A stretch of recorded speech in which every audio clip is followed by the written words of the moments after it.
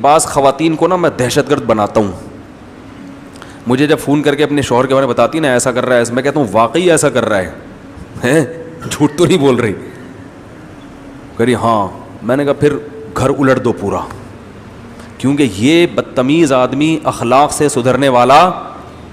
میں آپ کو بتاؤں بعض اور بندوں کو نا بیوی بہت اچھی ملتی ہے با اخلاق, وہ اس کے اخلاق کا ناجائز فائدہ اٹھانا شروع کر دیتے ہیں, ناجائز اس کو دبانا شروع کر دیتے ہیں, ہر چیز میں تانے دے رہے ہیں. تو نتیجہ کیا نکلتا ہے؟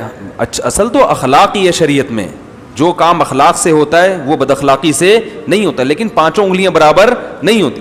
تو بعض میاں ایسے خطرناک قسم کے ہوتے ہیں کہ وہ تمیز والے اس بات سمجھتے نہیں ہیں. تو پھر میں ان عورتوں کو شیر بناتا ہوں, میں ان کو بولتا ہوں کہ اس آدمی کو میں واقعہ نہیں سناؤں گا تاکہ کوئی ایسا نہ ہو اس طرح کی چیزیں پروموٹ نہ ہونا شروع ہو جائیں. تو پھر میں ان کو خود جلاد بناتا ہوں. میں کہتا ہوں اس آدمی سے جو ہے نا تمیز سے بات کرنا چھوڑ دو, یہ انسان کا بچہ بن جائے گا. تو وہ بنتے ہیں پھر انسان کے بچے.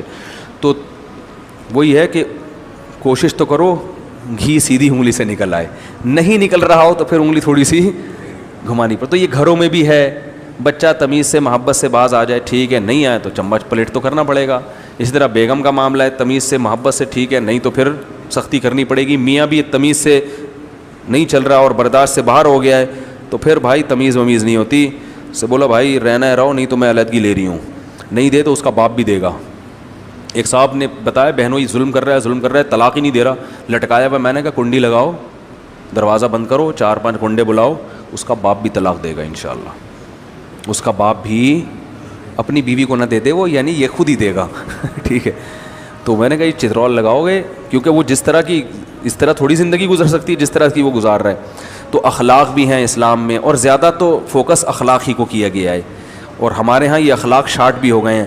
لیکن ایک آپشن اسلام میں جنگ و جدال بھی رکھا ہے, چاہے وہ انفرادی ہو یا وہ اجتماعی. دیکھو زنا کے بارے میں اللہ نے خود بتایا کہ اگر 4 گواہ ہیں نا زانی پر تو پھر کوڑے لگیں گے.